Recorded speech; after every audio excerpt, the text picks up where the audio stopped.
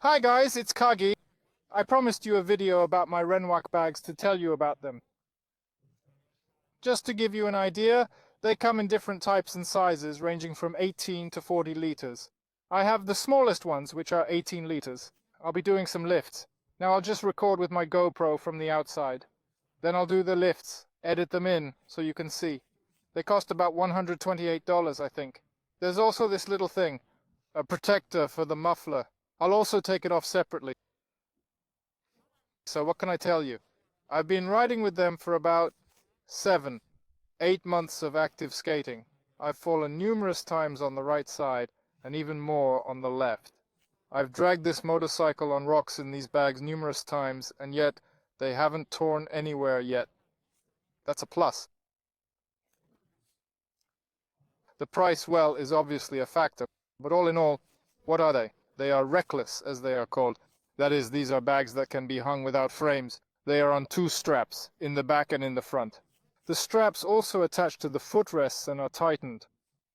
Honestly, the design of these bags is like a twisted boot, like a twisted L-shaped boot. Everything. These are Fastexes, I think they're called, or fast locks in general. Yes, here too it pinches. There's a handle there. There's another one handle. There are places where you can attach something. There are a lot of things that can be attached here. A lot of various places where you can actually secure luggage or hooks. Let me tell you quickly, really. 7 months of very active riding. I fell on them a lot. There are cool things that I like how they did it. That is, here are these metal staples like ratchets. There are rubber pads underneath. Not to scratch your motorcycle, but spoiler, it still scratches on the sides because sand gets in. Plus the price is $128, in my opinion, the cheapest, and it can be raised there. 40 liters cost about $140 or $150, which is cheaper than Mosko, compared to Kriega. Another benefit is their relatively convenience, but I'll expand on this in the negatives. They are somewhat convenient because they are rather quick to open, close, pick up and put down. This is a plus. Another plus is that, what can I say, they survived quite a long time, but I heard from the lads in the chat discussions have dropped a few models that have ripped very easily at these points where the bag fabric itself gets caught on a frame and gets ripped. What can I say? They are fairly reliable for me. I have really dragged a lot on them, and everything was fine. But the lads have experienced failings. I mean, it's possible the quality may be inconsistent, I don't know. They're pretty waterproof. Overall, that's probably all the pluses. Their major pro is that they're cheaper than Mosko. Among the cons, as I mentioned, the quality is likely inconsistent, so it does turn out to be another downside. But at the same time it's a plus because you can quickly access the contents, yet the downside is that there are no inner pockets. Thus you can quickly get access, but only to what's on top. To reach what's at the bottom, you either need to fumble and sew or figure something out. Because in the Mosko, for instance, you pulled it out and carried it somewhere. To the lot, for example, there's something else you can't do here. You'll need to remove them. In fact, it is done really quick. Here's all of it. Actually, here's the Fast Loki Fastex. I can't remember the name of this thing all the time. And 2 ties, which are held by these fasteners, by the way. I trimmed these tapes because they were too long for me. But overall, it's really quick to attach and really quick to remove. One more downside would be, I'd say, the looks. To be honest, the Mosko looks better. The Mosko is more slim, more advanced. They're even a tad smaller, Mosko 14 liters. If you don't go off-road a lot and you just need bags, the Reckless frameless ones are cheap and large, so why not? They fit well, and your passenger can ride along. Of course, the straps can be bothersome during long trips, but you can generally stash them under the cover. I'm not sure. I wouldn't call this the best solution, particularly if you're ordering from Russia.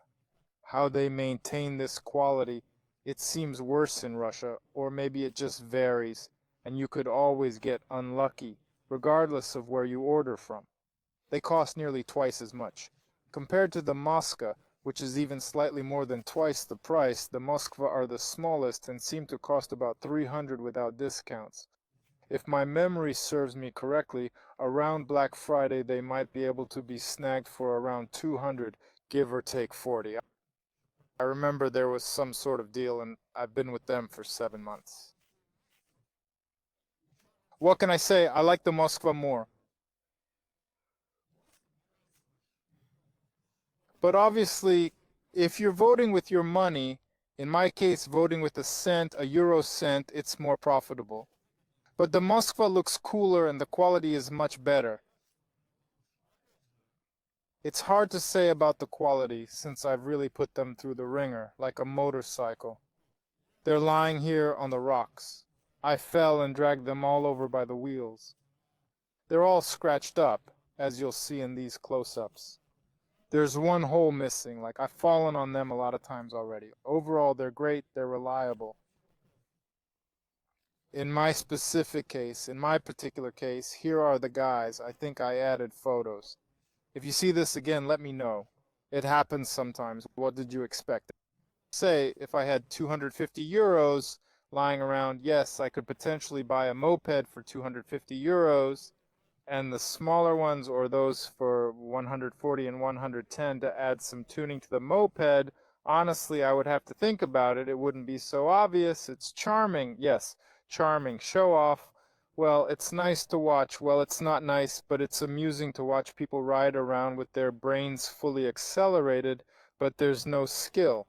In other words, maybe first you would have to spend money to learn to ride somewhere with a coach and so on. But I'm not counting money on this. It's just kind of a funny situation. Yes, I would say it's all right. I would do it.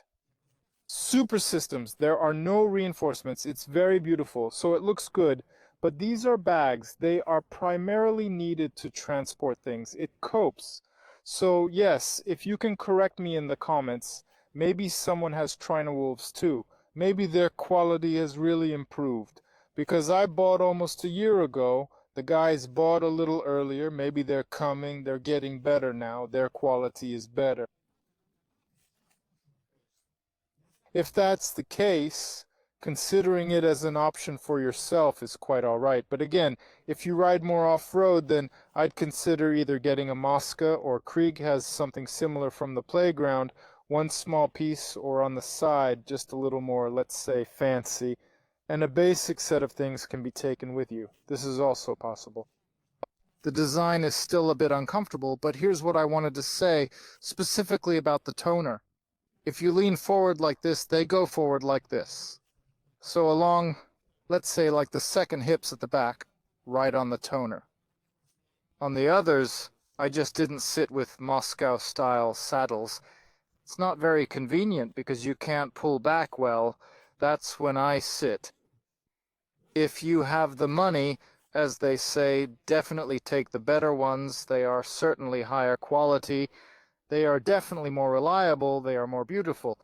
Well, guys respect, probably throw in something like a whip like me and it will do. I hope you liked this video. Not very long, but not very short, as they said about Tottenham, it seems.